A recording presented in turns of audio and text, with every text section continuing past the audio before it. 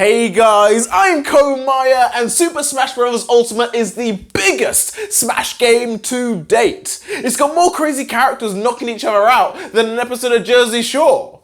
And this is Start and Select, and in honor of Super Smash Bros. Ultimate, we're looking at some of the best gaming crossovers ever made.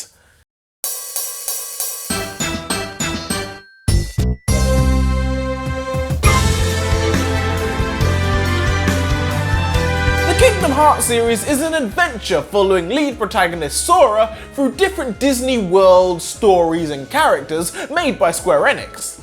They're primarily hack and slash action games with the occasional branch into card-based battle, original avatar co-op multiplayer, and that one time they went all Tony Hawk Pro Skater everywhere. And don't be fooled by the Disney label. Kingdom Hearts is a story of dark magic, body possession, the eradication of all hope and light in the universe. And the main ones out to save us all is a preteen clown school dropout, a bird with a mortal fear of leg wear, and whatever the Goofy is. The series frequently features characters from other Square Enix properties like Final Fantasy and The World Ends With You. So having the Japanese created spiky-haired Cloud Strife in the same space as Western designed, curvy-chinned Hades makes Kingdom Hearts more than just a game with more flashy sparkles and a Sailor Moon transformation sequence. It's a meeting of cultures. It took the first Kingdom Hearts game just 358 over 2 years to get a sequel. But Kingdom Hearts 3, even though many cross gamers have a long chain of memories of it coming soon, has been in development for at least 6 years. It must have been coded and recoded so many times by now, I reckon someone could have gotten pregnant and given birth by sleeping with a mobile phone before the game saw the light of day. Dream drop distance. Look, what do you want from me?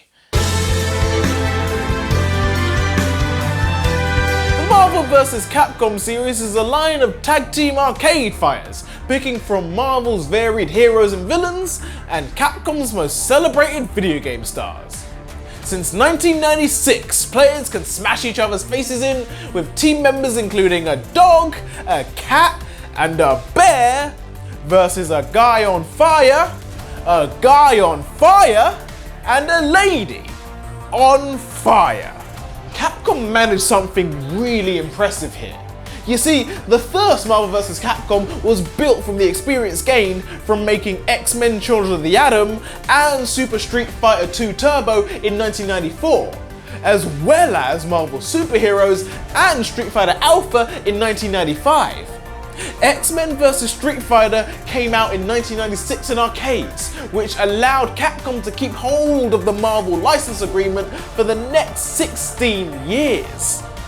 And in case you're not sure what that is, an arcade was kind of like a big dark room with blinking machines where teenagers would go make out next to a pair of Time Crisis handguns. The latest entry, Marvel vs. Capcom Infinite, focuses more on the narrative and the Marvel characters seen in the MCU, letting go of fighters like Storm and Magneto and Ryan Reynolds, to have the Ultron with eyes on his nipples. I'm a personal fan of Marvel vs. Capcom 3, in particular the art style. Stylized 3D models infused with comic book influenced bold black outlines.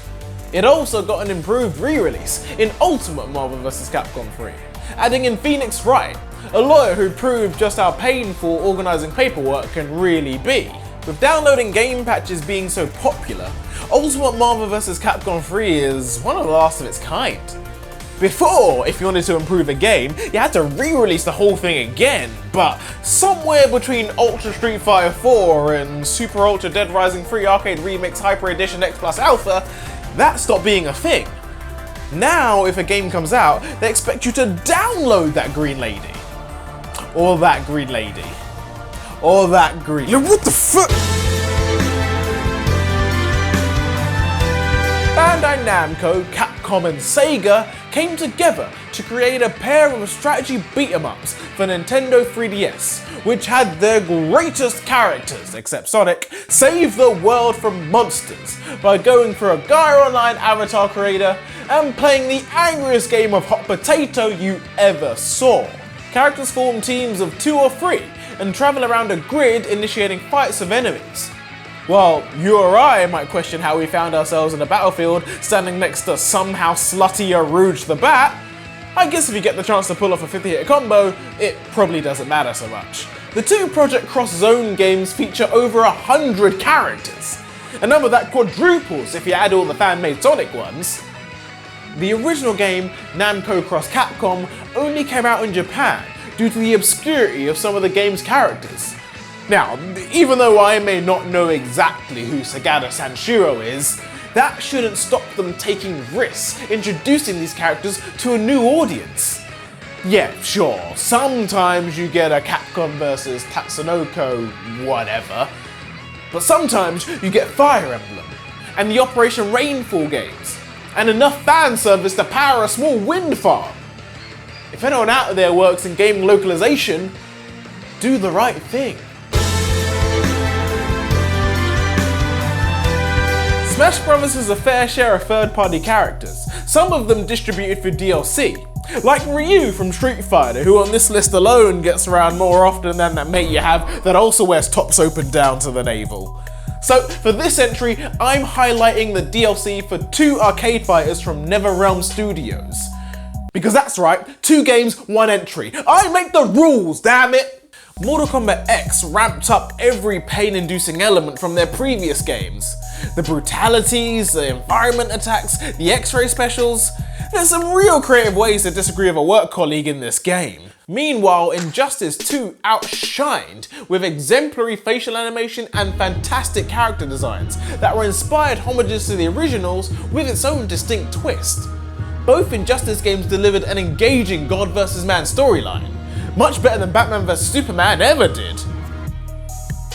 Mortal Kombat X added popular thriller and horror film characters, namely Jason from Friday the 13th, Leatherface from the Texas Chainsaw Massacre, Freddy from Nightmare on Elm Street, and Alien and Predator. Which, let's be honest, are probably the only film franchises Disney haven't bought. Yet. For Injustice 2, NetherRealm crossed over with themselves, adding Raiden and Sub-Zero from Mortal Kombat. They also added fellow comic book characters Hellboy, a demon with the complexion of a British person on holiday in Argentina, and the Teenage Mutant Ninja Turtles, which is the closest DC will ever get to using the word mutant without a lawsuit from Disney. And just take a moment to appreciate that we now live in a world where the son of Krypton can get knocked out by a quartet of guacamole squirtles with the average intelligence of Bart Simpson. This is canon. Mortal Kombat X also lets you recreate your own Alien vs Predator fight. But to do that, you need to buy both DLC packs. I mean, NetherRealm may be awesome, but they're not idiots. But on the subject of additional little extras, Super Smash Flash is a web browser recreation of Smash Bros., chiefly designed by Gregory McLeod, otherwise known as Cleod9.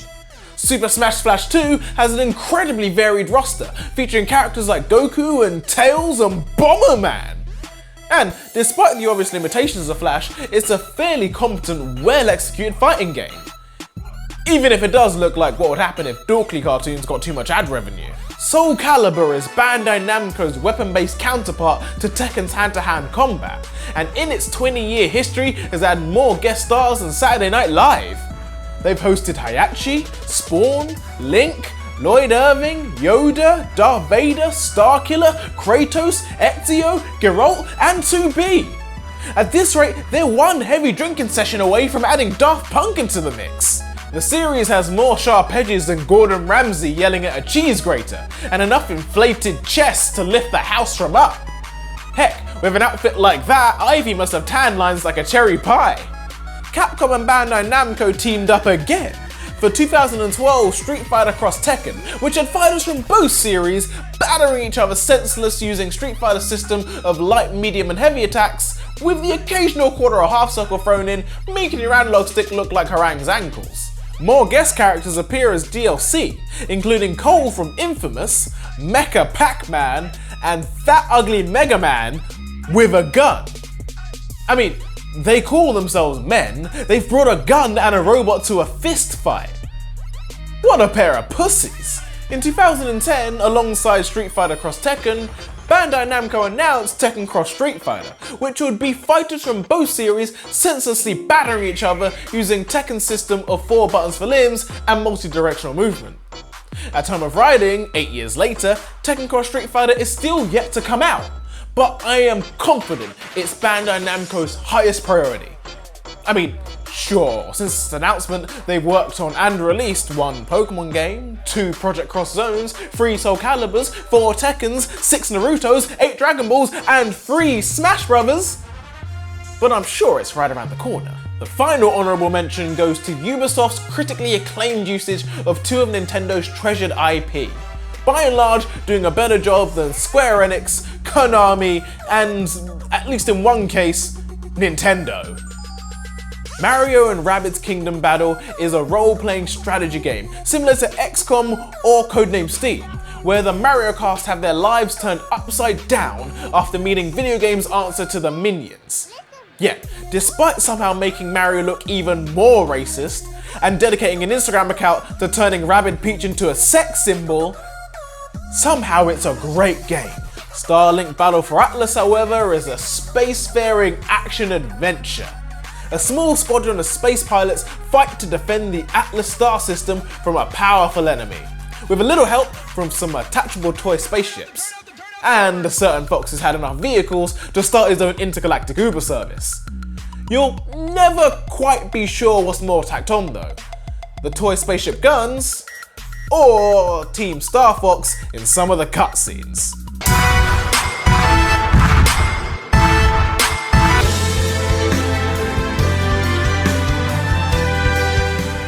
Here's a line of crossover games starting back on the Famicom in 1988, with characters like Goku, Joseph Joestar, and Kinnikuman. Weekly Shonen Jump is a manga series responsible for enough merchandise to keep multiple international Comic-Cons in business for the last 40 years. The first 5 Shonen Jump games were only released in Japan, including 2006's Battle Stadium DON for PlayStation 2 and GameCube, which had characters from Dragon Ball, One Piece, and Naruto duke it out like anime Smash Brothers. Eventually, J-Star's Victory Versus and Jump Force would be released overseas, presumably after taking several years to realise their target audience were the exact people with the time and skills to pirate their games anyway. Similar to other entries on this list, I have to give credit to the art styles used in the game, always finding a design that mutually complements the work of several different manga artists. Playing the Shonen Jump games will have you knowing your Yami Karibo from your Kami Piccolo, your Hiko Fuji from your Gomu Gomu Nomi, your Keke Genkai from your Hentai. Oh, whoa, Bankai, I meant Bankai. Super Smash Bros. Ultimate may be one of the greatest crossover games ever made, but it's definitely not alone. And now I want to cross over to Komire's content to spotlight the work of MikeVDesign, or MikeVDesign. A while back he imagined several Disney characters in Street Fighter and Smash Brothers, and it looked awesome. Check out the description for a full look at all the characters. But what other crossover games did I miss? I mean, I'm sure I forgot at least one. And who are you playing as in Nintendo's ultimate crossover? Let me know down below or chuck me a tweet. And as always, I've been Komire. This has been Start and Select. Thank you and good night. Fellow Pokemon trainers in Vassal and become the hero and legend that is a Pokemon master. I was around 10 years old myself when this story was told to me for a couple video games, a stack of trading cards, and a cartoon that would regularly display fairly aggressive attempts at romantic conquest. It was a different time.